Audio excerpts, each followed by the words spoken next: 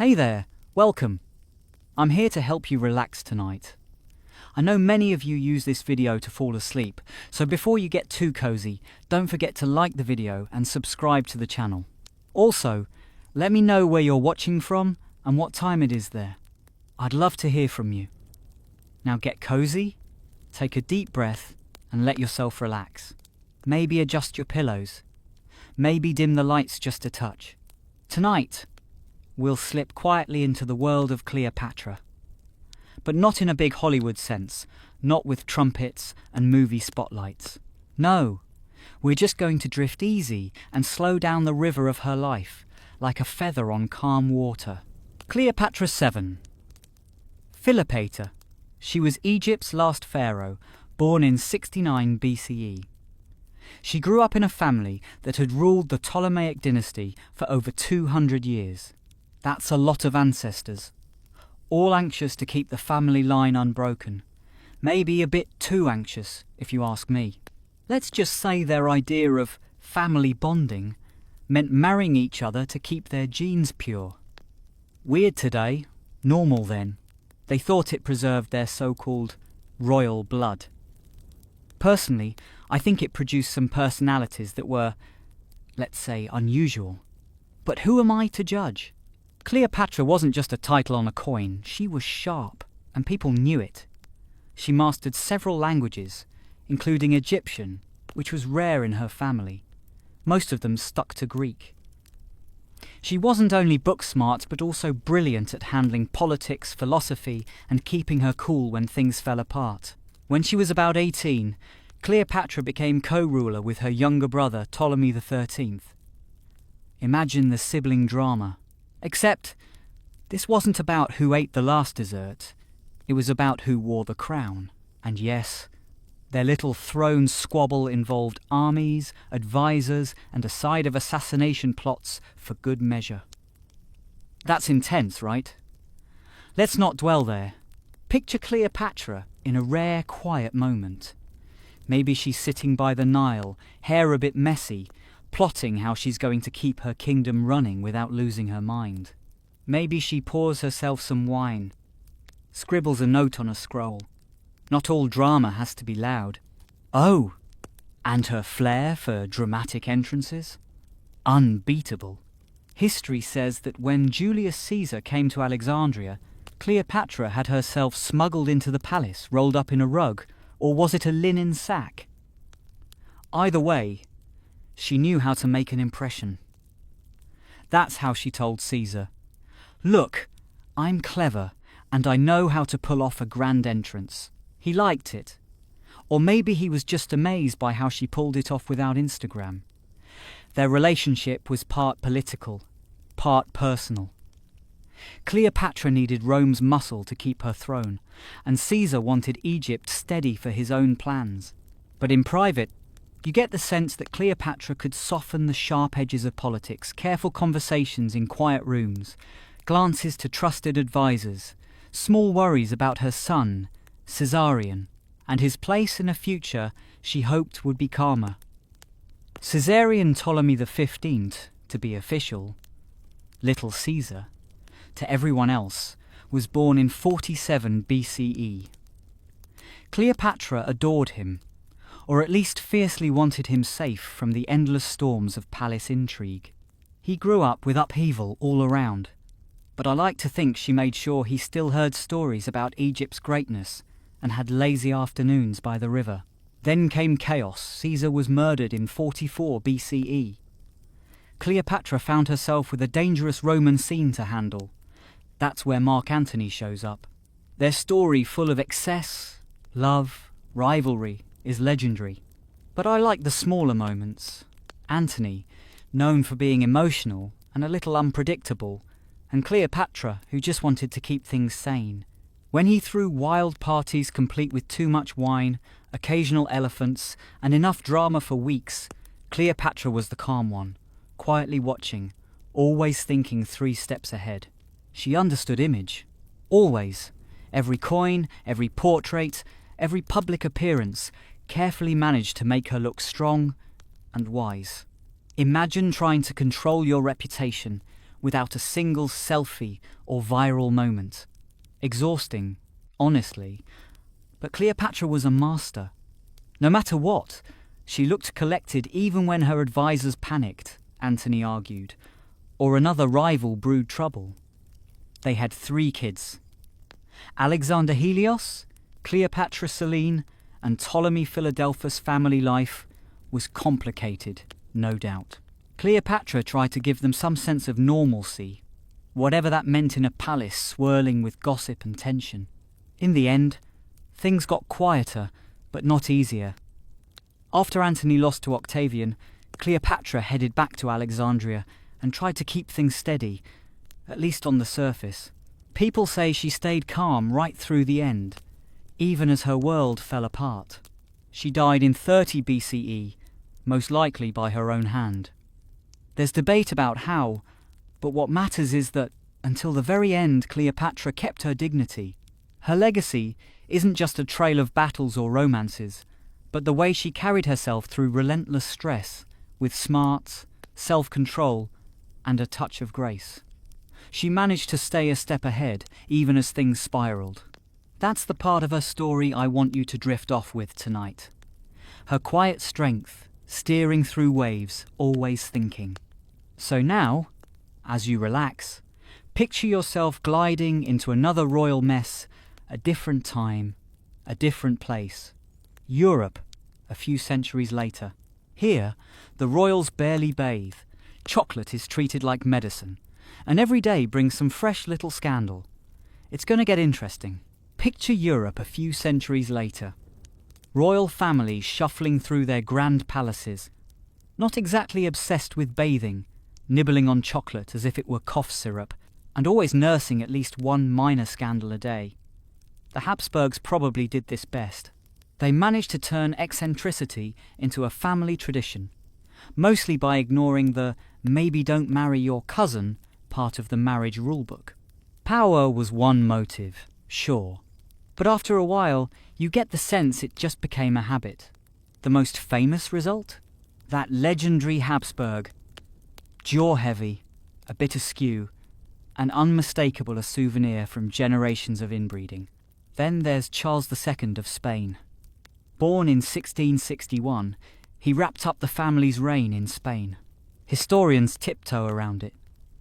But the truth is, Charles lived with a long list of medical issues, almost all courtesy of his family tree instead of good fortune. He was small, delicate, not exactly athletic. Still, he had his own kind of charm. He could spend hours talking about plants or the way shadows crept along the palace walls. His mind wandered through gardens and sunbeams, maybe hoping for a universe where kings could shed their crowns and just breathe for a while. Duty, though it came knocking, and Charles answered. He moved slowly through his endless rituals, advisors whispering reminders while he gazed out a window, quietly wishing he could swap ceremony for cloud watching. Still, he held on, keeping the monarchy going because, like gravity, monarchy just keeps pulling, even when rulers would rather be somewhere else. Inside his court, life buzzed with a gentle kind of mess. Nobles whispered conspiracies, ministers plotted in cloudy corners, and doctors showed up with an armful of herbs and terrible advice. Charles ambled along, making choices when necessary, stirring the pot just enough to keep things calm, sinking into the smaller joys, a good fire, a stashed novel, the softness of palace carpets. Now, cross over to France and peek in on Louis XIV, the Sun King who did things differently. He ran on routine and splendour. Nothing at Versailles escaped his attention, down to the way the sun hit a gilded chair. His days moved in a blur of customs, but he had his slip-ups, a hand trembling during council, an affection for hats that made his courtiers smirk, that little nervous pacing he did before speeches. The people around him learned to adjust, dancing to his rhythm whether they liked it or not.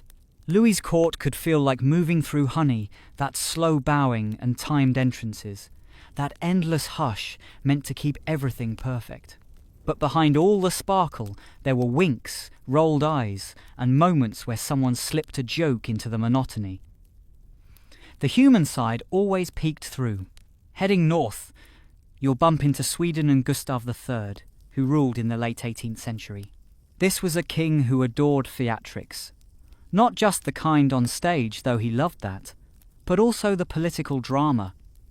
And yet, even he needed peace.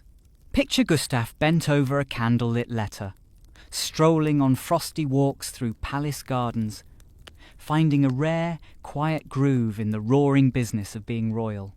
So you see, the thread tying these royals together isn't the crowns, or the armies, or even the scandals.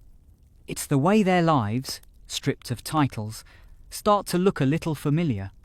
They worried, they got bored, they snuck pleasures where they could find them. They watched the world drift by, aching for something gentle or amusing in the midst of obligation. Eventually, our path lands in England, with Elizabeth I. Now there was a queen who knew how to manage pressure, politics, whirring, religion boiling, gossip flying. She moved through her days almost like a dancer, precise favouring this robe, that advisor, that garden path. She was particular. If things weren't as she liked, people noticed. But that was her charm. She took long walks, sized up her courtiers with a quiet stare that made them stand a bit straighter. There's a kind of steady peace in her habits. Everything in its place, everything done just so. I like to picture her at dusk, overlooking the Thames, toying with big ideas, alliances, possible marriages. The future of her country may be smirking at the daily nonsense her court delivered. Even surrounded by tension and intrigue, she found slivers of calm, an evening's hush, a funny mishap, the rituals she carved out for herself. Gently, we keep drifting through these lives, Charles, with his fragile hopefulness, Louis and his dazzling control, Gustav with his dramatic soul, Elizabeth in her private world. There's something soothing about it. We're just drifting through their weirdnesses and comforts. No rush, just letting their stories wash over us, soft as water on a quiet shore. We're not in a hurry. We just let their stories wash over us, easy and warm like standing ankle deep in a calm sea. And soon enough, we're wandering into Austria, into the company of Emperor Joseph II. Joseph's one of those figures who feels over-caffeinated by ambition and ideals, but also seems kind of worn out half the time. He ruled in the late 1700s, when the Habsburgs lurked everywhere in Europe, always keeping their marriages in the family, and acquiring a reputation for odd traditions. Joseph took his job seriously. He woke up early, devoured reading and writing, and got down to running the empire with a kind of intense, no-nonsense focus. He wasn't into splashy ceremonies or putting on a show. He liked things clear and efficient. Honestly, that made him feel more like a real person than a caricature of a king. It's easy to picture him in the pale Vienna morning, tea or coffee steaming on the desk, staring through the window and mapping out plans that were both grand and weirdly heartfelt. His private life, though, was a puzzle. He married his cousin Isabella of Parma, which, sure, was standard-issue royal strategy, but hardly a recipe for romance. There was affection, but also strain. They wrote to each other about family gossip, palace drama, that heavy sense of duty you hear so much about. Somewhere, under all that royal weight, they found quiet moments of real connection, tiny sparks of humanity that probably helped them get through. Let's wander over to Russia now, where Catherine the Great ruled with a sharp mind and quirks that are still irresistible to read about.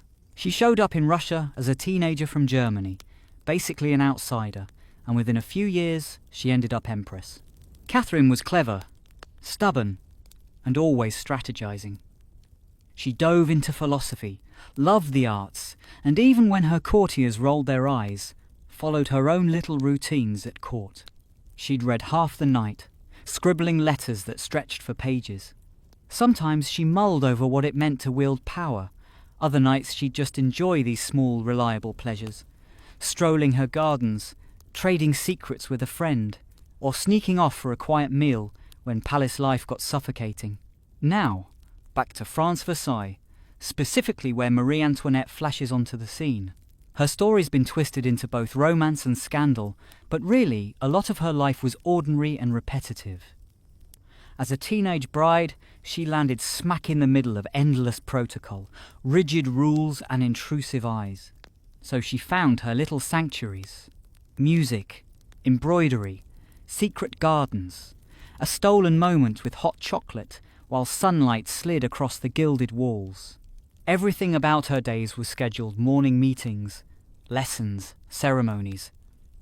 But within those routines, she managed to carve out small pieces of peace. Maybe she read a letter from home. Maybe she just watched the light dance across the room. But in those moments, she was just a person, a young woman finding her breath in the middle of chaos. And on we drift. There's King George III of England, juggling a globe-sized empire and his own mental battles, often with a stubborn determination that leaves you both impressed and a little sad. Queen Victoria, who leaned into long carriage rides and endless family letters, trying to summon a kind of order out of royal chaos. Peter the Great, entirely fixated on modernizing Russia, yet still captivated by the quiet of rivers and shipyards. All these royals, famous, infamous, misunderstood, lived inside strict routines and impossible expectations. But look closer, and you'll see the human side. A cup of tea, a secret note, quiet walks, silent moments, studying the changing light. Even behind palaces and ceremony, they reached for comfort in small ways, just like anyone else. So, as our minds wander from one royal life to another, don't rush. Settle into the slow beat of it all, the repetition, the peculiar habits, that stubborn thread of human nature weaving through centuries. It's history at its most gentle, and somehow, the most real. Let your mind wander for a moment, drifting from one royal life to another. There's no need to rush history unspools at its own patient pace. You start to notice those little routines, repeating strange daily quirks from centuries ago that, somehow, still feel familiar. And if you keep floating, you'll end up in the tangled streets of Renaissance Florence, deep in Medici territory. That world traded more in art and intrigue than outright battles, plenty of gossip over who got which villa, who snatched up the choicest painting, and whose turn it was to broker peace at dinner. Take Lorenzo de' Medici, Lorenzo the Magnificent, as he liked to be called. He wasn't just a power broker, although he could be ruthless when business called for it. Lorenzo loved poetry too. And he loved those lazy afternoons spent thinking quietly, or maybe just watching the city change light as the day went on. For the Medici, legacy was everything it's in. The statues, the faded receipts, the lavish frescoes. But under all that grandeur, Lorenzo cultivated smaller rituals. He would dawdle over letters, turn over gifts in his hands for a while, or slip into a garden that always smelled a little bit like jasmine. In public, he played the grand host. In private, he took things slow, savouring the pieces of life that let him breathe while Florence swirled with drama. Sometimes, I imagine him just standing there, letting the sunlight skip across the Arno River, thinking about how brief life is, how art, at least, tries to outlast the tick of time. It's in those moments that history feels close. Even the most celebrated figures, behind closed doors, had simple habits that pulled them back down to earth. Now, let's meander north, out of Italy and up to Prussia, where Frederick the Great ruled with sharp precision in the 1700s. Here's a king who thrived on routine. He woke early, always the same time, ate fast, pushed through stacks of state duties, and then finally settled in to play his flute or scribble poetry. Despite all that discipline, Frederick found real happiness in little things. A perfect garden, the gentle challenge of trimming a hedge, the warm company of a small group of friends who actually got his jokes. His chambers brimmed with books and maps, everything in its place. War and strategy grabbed the headlines, but inside those quiet rooms, reading and music and reflection kept Frederick steady year after year. There's a kind of quiet beauty there. Life moving in reliable patterns, work and art swirling together, day in and day out, like ripples across a quiet pond. Let's keep drifting, this time toward the heart of the Ottoman Empire. Suleiman the Magnificent, sitting at the centre of it all in the 1500s, moved through life with grace. Yes, he was a lawmaker and a military leader, but his private world was softer. Poetry, elegant buildings, hours spent wandering through lush gardens or debating with advisors. History loves to highlight the big moments, the laws, the conquests. But even Suleiman treasured those quiet spaces, the chance to inhale, to slow down, to simply think while the empire ticked on around him. Travel farther east, and you land in Japan, among the shoguns who lived with a delicate balance of order and ceremony powerful, but never too far from a peaceful tea ritual or 5 minutes spent admiring autumn leaves. Tokugawa Ieyasu, for example, built his power on calm routine. Reflection, tea, the steady passing of seasons. He leaned on those dependable rituals to carry the weight of ruling a nation. Turns out, even the mightiest need time to pause. Trace these habits across continents, Cleopatra on her barge, Catherine the Great with her letters, Charles II pacing his halls, Marie Antoinette at her dressing table. Every one of them leaned on a quiet comfort, a little daily indulgence, something private that helped them manage the burdens of extraordinary responsibility. It's almost funny, really, while history sees their crowns and battles, they clung to the ordinary things just like everyone else. So, as you drift through these stories, let yourself relax into their rhythm. History isn't always noisy and dramatic. Sometimes it's soft. You find the strange, the funny, and the deeply human in how these people lived when no one was really watching. Tonight, you float right alongside them, close enough to feel the hush, catch a whiff of their gardens, and maybe even smile at the quiet peculiarities that make them, well, just people. Tonight, as we keep going, let's just drift with these figures, picking up on the quiet, the odd little quirks, and that sneaky humour you only catch when you step back and really watch life unfold. Imagine us gliding into the late 1600s and early 1700s, landing right in Peter the Great's Russia. Peter's a wild one, obsessed with modernising, fascinated by shipbuilding, desperate to haul Russia into step with the rest of Europe, whether the people were ready or not. He loved the tiny stuff most folks ignore. Measuring angles, poking around carpentry, studying anatomy. He'd drift through workshops with his cloak wrapped around him, quietly checking on the workers, jotting notes, always scheming about how some tiny change might set off ripples across the empire. But hey, even Peter had his routines. Warm baths, long quiet walks, deep moments of thought. He wasn't always in motion. He had favourite rooms, the perfect chairs, mornings that unfolded through rituals only he knew. You can picture him at the end of another day, filled with reforms, just standing by a window, watching the Neva catch the last sunlight, finally letting his chest expand for a calm breath before more meetings or another surprise problem. Let's jump over to England now. There's George IV, not exactly the king you remember for changing everything, but more for decadent parties and a love of the finer things. Clothes, grand food, and extravagant architecture set the tone. But the guy ran on routine. Dinners at a certain hour, visits that stuck to the minute, a household that moved at his preferred slow, deliberate beat. People around him might have muttered or rolled their eyes, but the king took his time, making the world wait on his clock.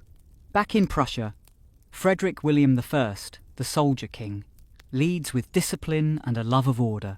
He was strict, maybe even a little intimidating. But he had his softer spots. Watching parades of soldiers, walking empty palace halls before dawn, keeping daily routines that, from the outside, seemed nitpicky, but brought him real peace. Repetition, measured steps. The little comforts, he clung to those. Then we drift again, this time into the velvet-lined world of 19th century Europe, meeting Queen Victoria. England's queen ran her court with firm quietness and a streak of oddity. She had rooms she loved, gardens she kept just so, endless letters that shaped her family's world and politics beyond. Still, she cherished calm afternoons, little bursts of music, and familiar domestic routines. Underneath the crown, she chased order, peace, and small joys, like anyone else. Picture her in a sunlit study, pen in hand, writing to her children, the slow slide of shadows across wallpaper, a hint of fresh bread in the air. These details, so simple, let us sense that history isn't just marble and myth, but real, breathing people. Even the ones who steered empires needed quiet moments to keep them going. So, as we drift from century to century, palace to palace, riverbank to riverbank, we keep seeing the same thing. People searching for stillness, building little pockets of comfort, holding on to their personal habits, even with the weight of the world overhead. These moments, the quiet sighs, the small daily rituals, private gardens, this is where history turns gentle and close. Right here, if you look, you can spot the real humans behind all those crowns and titles, floating calmly through the ages. There's something quietly comforting about history's backstage, hidden in the sighs, familiar routines, and secret gardens of people who, on the surface, ruled the world. Underneath the crowns and ceremonies, you find these small moments where everything slows down. That's where you really hear the human side, humming along beneath all the grandeur. Let's turn to Louis XV of France for a moment. He lived in the 1700s, surrounded by fancy rituals and more than a little luxury enough to make any courtier raise an eyebrow now and then. But Louis wasn't a showman like his great-grandfather, Louis XIV. He leaned into comfort and quiet.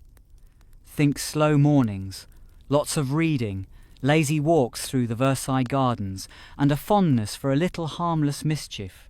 He liked hunting, sure, but he also loved music, and the easy predictability of his daily routine inside rooms, expertly arranged for his comfort.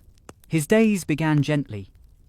You'd see him leafing through letters, watching staff glide through their tasks, maybe grinning at some small mistake during a ceremony, a stumble, a missed signal. He didn't mind errors.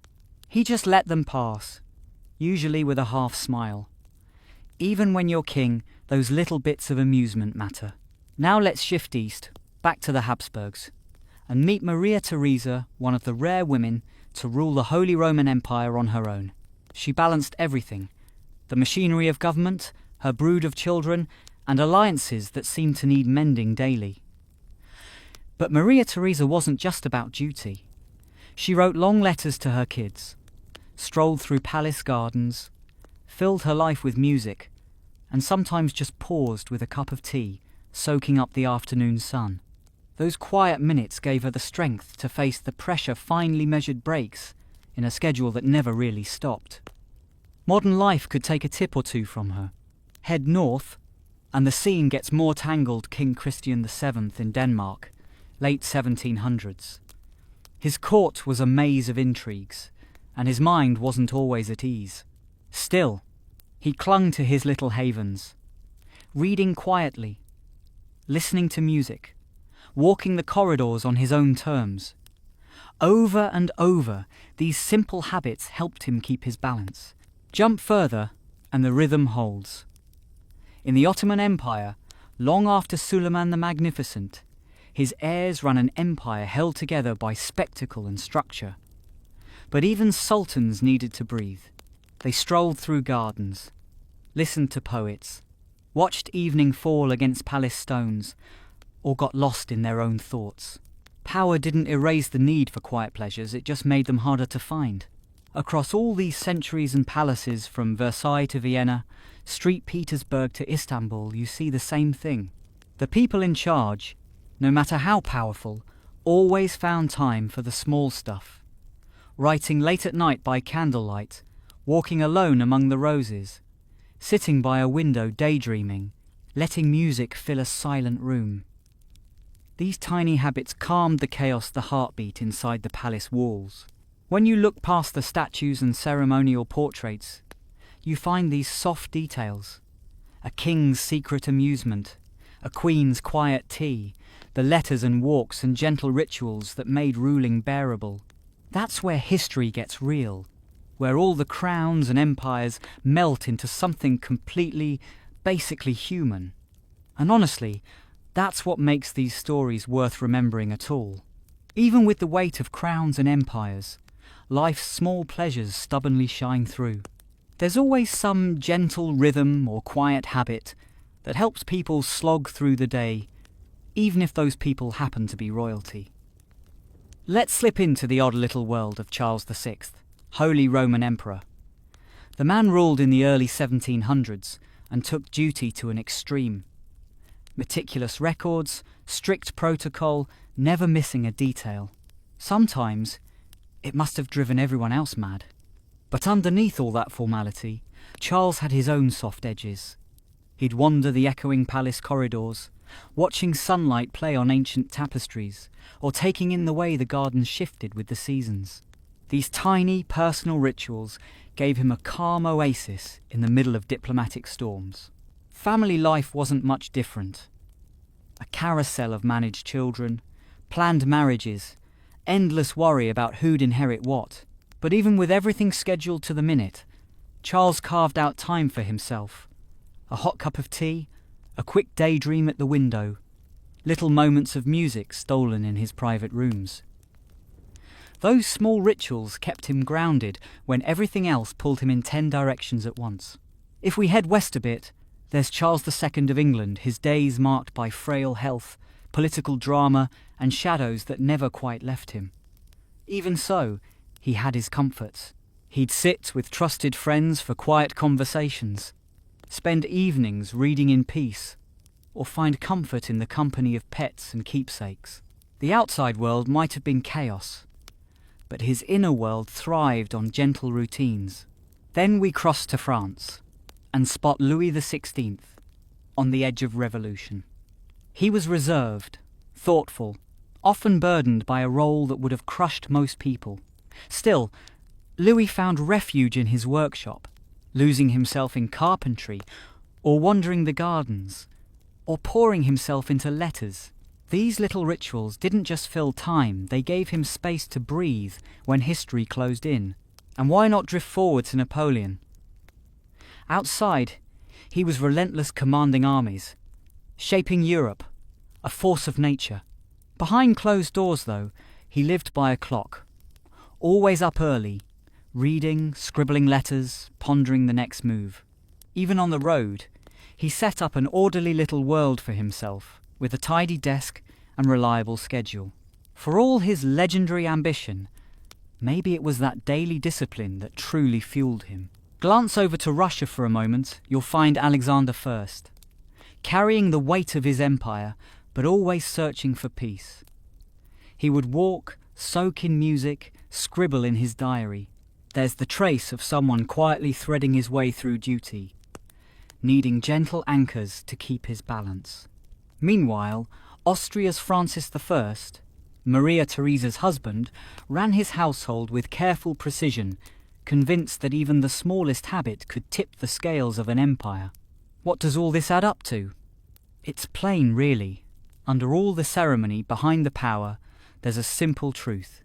Leaders clung to gentle routines, walks in dew-soaked gardens, letters dashed off by candlelight, the hush of a morning cup of tea. These minor rituals gave them calm and control, tethering them to something steady in worlds that spun too fast. So drift back through these chapters of history, and you'll see the grand and the ordinary are never that far apart. Even in the lives marked by duty and restlessness, there's always a quiet interlude, a moment of comfort or self-reflection. And sometimes, those tiny moments are the ones that make us feel closest to the people who wore the crowns. They invite us to pause, breathe, and let our minds wander right alongside theirs. Let's wander a little through history, lingering in the quieter corners you don't usually see in the portraits or big, dramatic stories.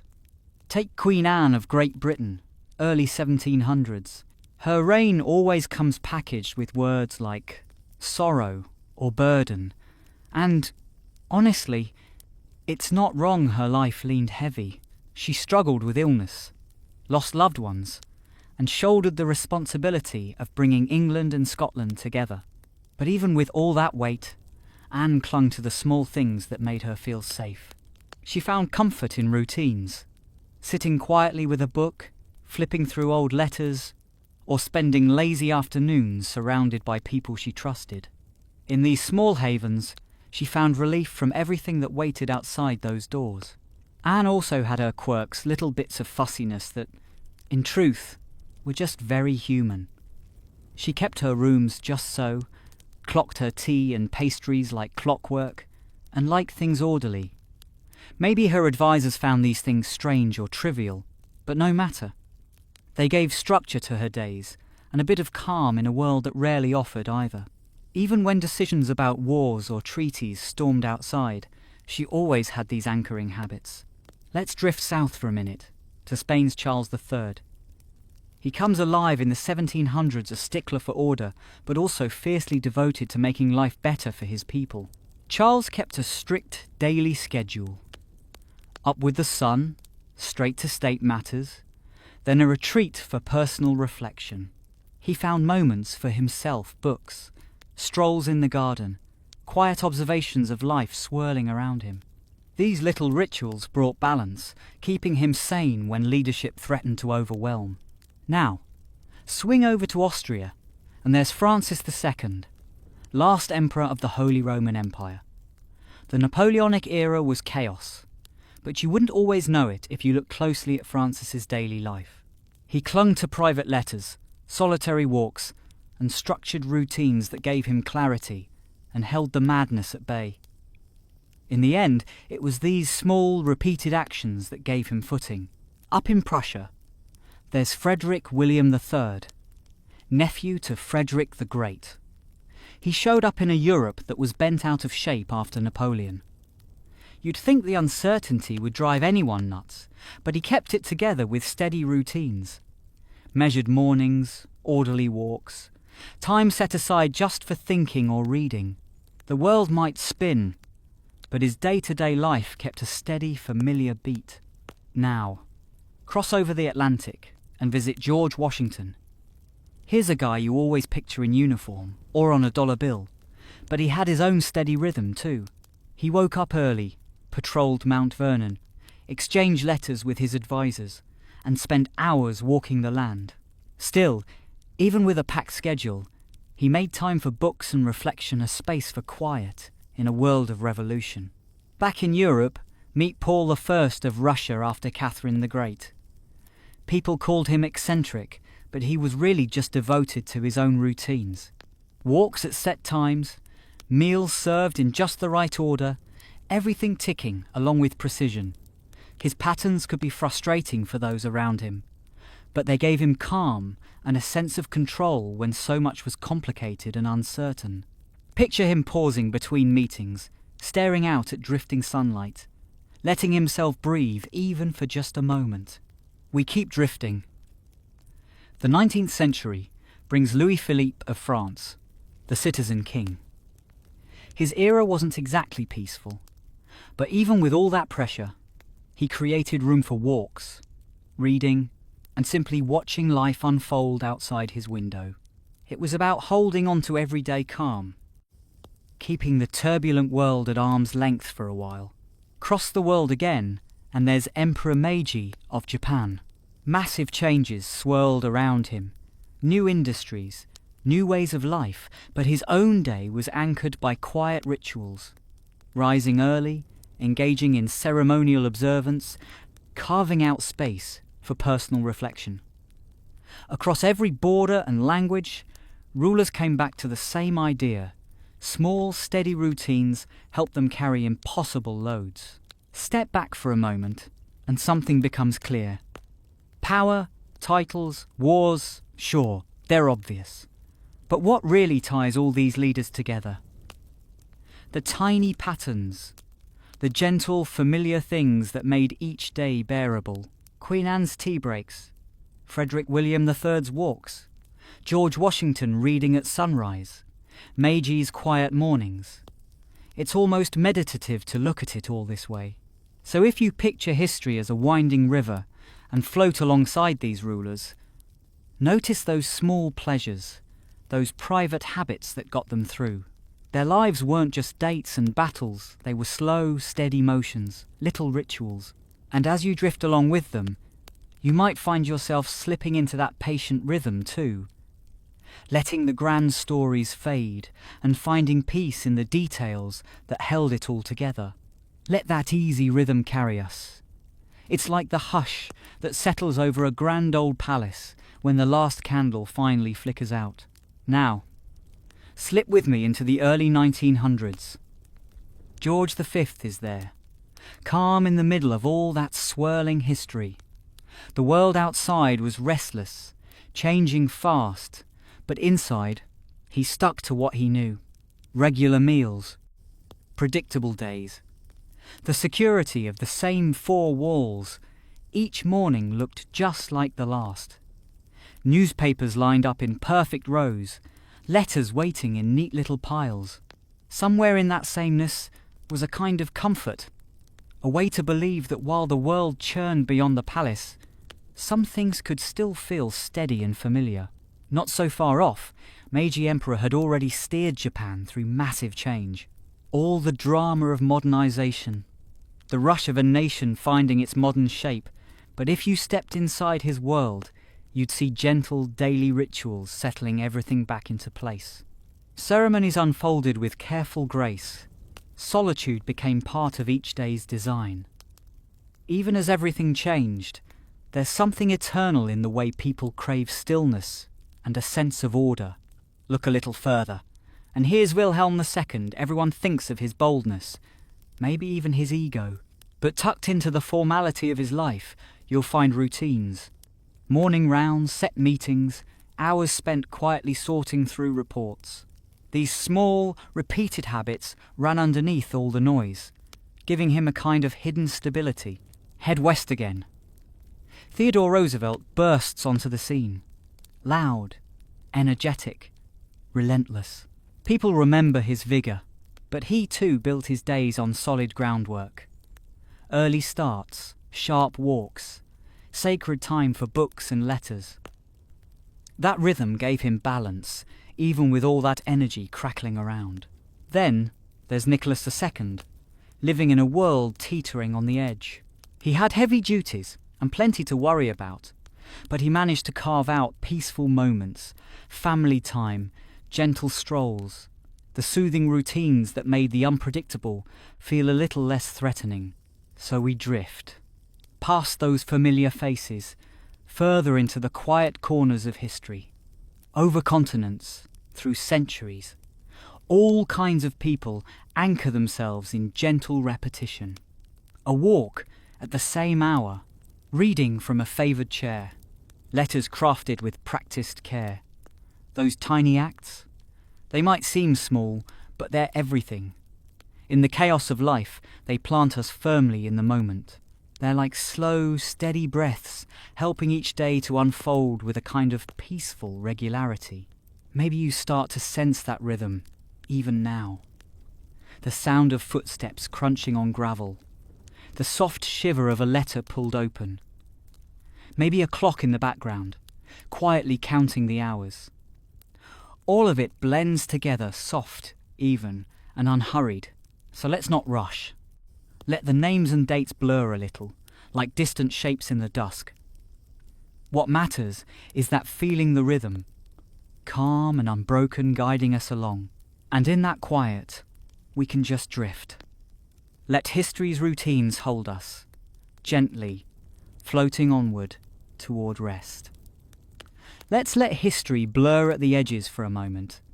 The hard facts and drama slipping out of focus, so what's left is just the slow pulse of daily life. Picture Haile Selassie first.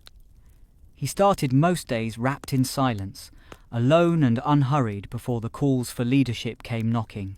He'd pray, sit quietly, and soak in those gentle hours before duty took over. Even at the centre of power, he carved out soft, solid ground for himself in the early stillness. Then, we float west and land in one of FDR's mornings. The pressures, wars, crises, depression always loomed, but even he clung to certain rhythms. Mornings paging through letters, afternoons packed with meetings, and now and then an evening unspooling into quiet talk or private thought. Inside the chaos, he made room for small pauses, a moment to breathe, to gather, to remember he was still just a person. All right, now glide on to King George VI. He lived under a gaze that expected composure, even when that didn't come naturally. So he practiced again and again his speeches, his routines, quietly shaping confidence out of repetition. There's something so familiar in that, isn't there? Most of us need a pattern to look steady, at least on the outside. Keep drifting, and you'll find Emperor Hirohito. The imperial timetable ticked along, filling his days with rituals. Yes, but there was space. 2 studying fish, watching the delicate life of the sea, learning, observing. His responsibilities didn't shut out curiosity. Inside all those ceremonies, he found little windows for wonder, for focus, for peace. Head toward the present, and Queen Elizabeth II's world comes into view. Routine was stitched into every day. Morning news, afternoon duties, some quiet time in the evening. But she kept comfort, closer walk with the dogs, repeated traditions, the anchor of things that never changed. Those small, familiar acts, she leaned on them again and again, especially when life spun wild out there in the open. At this point, the pattern's hard to ignore. This isn't random. It's something deep, something all these lives share. Through centuries, across borders, in chaos and calm, people shape their days with rhythm. Not grand, not bold, just small, regular things, simple actions grounding each sunrise to the next. A cup set in its place, a window nudged open, a few steps outside, tracing the same old path. That's what lasts. Soon, even history's loudest voices just whisper, slipping away until it all feels less like a story, more like a half-remembered lullaby. No urgency, no rush, just moments unfolding, soft and slow. So we let ourselves drift on, carried by that easy rhythm further, quieter, until we find ourselves settling into calm, into peace, into rest. And as that gentle calm continues, we can let everything soften just a little more, like the quiet moments just before evening settles in. We drift forward without effort into more recent times, where the rhythm of daily life continues in familiar, steady patterns.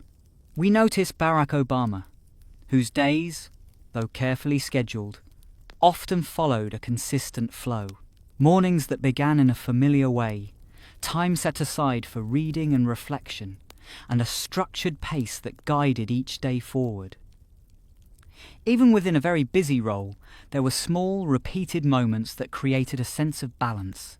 Nearby, we find Angela Merkel, known for her calm and methodical approach.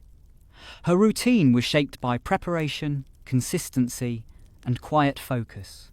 Regular habits, careful planning, and a steady daily rhythm helped maintain clarity.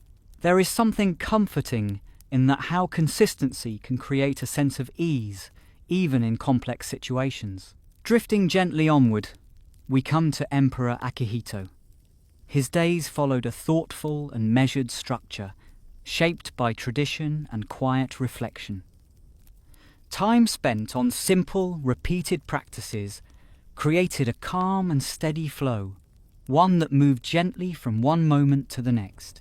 And as we continue, we notice King Carl XVI, Gustav, whose life blends public duty with private routine. Even within a modern setting, there are still familiar patterns, morning preparations, scheduled activities, and quiet moments in between. These small repetitions create a steady rhythm that carries each day forward. As we move along this soft current, something becomes even clearer. Time changes, places change, but the rhythm remains. A simple morning, a familiar routine, a quiet pause between moments. These are the things that stay. And now, as everything slows again, the details begin to soften. The names become lighter. The images fade into gentle impressions.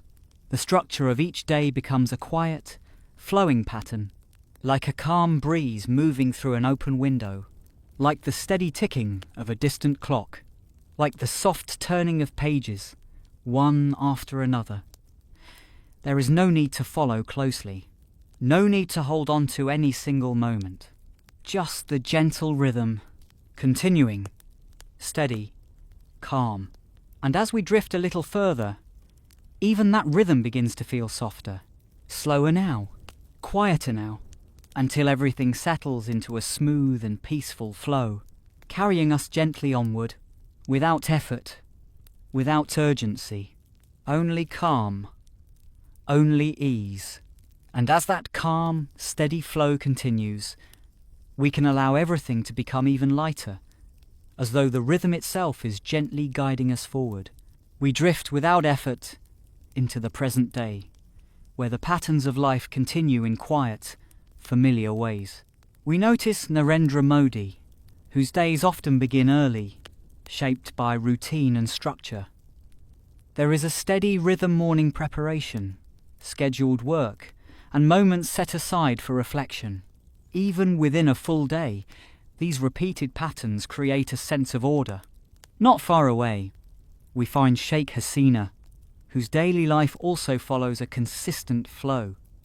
Regular schedules, careful planning, and familiar habits guide each day forward. These small, repeated actions form a quiet structure beneath everything else. Drifting gently onward, we come to King Charles III. His days are shaped by long-established routines, morning briefings, scheduled engagements, and moments of quiet in between. Even within a very public role, there are still simple patterns that bring a steady rhythm to each day. And as we continue, we notice Fumio Kishida, whose schedule moves with a calm and measured pace. Meetings, preparation, and thoughtful pauses between tasks create a balanced flow, one that continues steadily from morning to evening.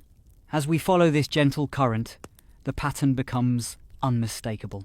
Across places, across time, across different lives, the same quiet rhythm remains. A familiar start to the day, a sequence of small, repeated actions, a steady movement from one moment to the next. And now, everything begins to soften once more. The names grow distant, the details fade into quiet shapes. The rhythm becomes the only thing that remains. Slow, steady, gentle, like a soft breeze moving through still air, like the distant ticking of time, like a calm, continuous flow that carries everything forward. There is nothing to follow now, nothing to hold on to, only this steady, peaceful motion.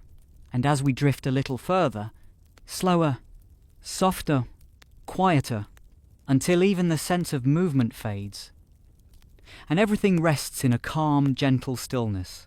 And as that gentle stillness settles in, we can allow everything to become even quieter, softer at the edges, lighter with each passing moment.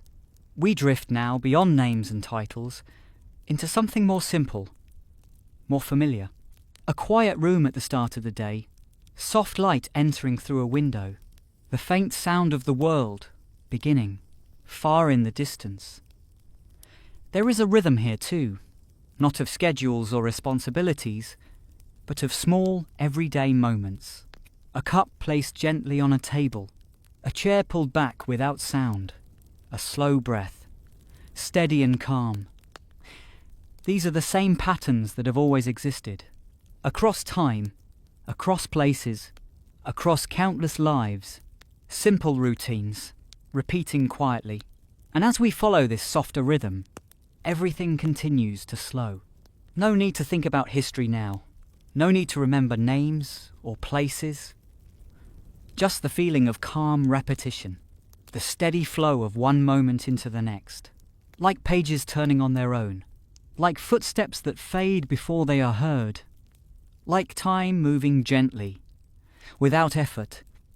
And even those images begin to soften, becoming quieter, lighter, more distant, until there is almost nothing left to notice. Just a calm, steady presence. Slow, soft, iasi. No beginning, no end, only this quiet, gentle stillness. And here, everything can simply rest.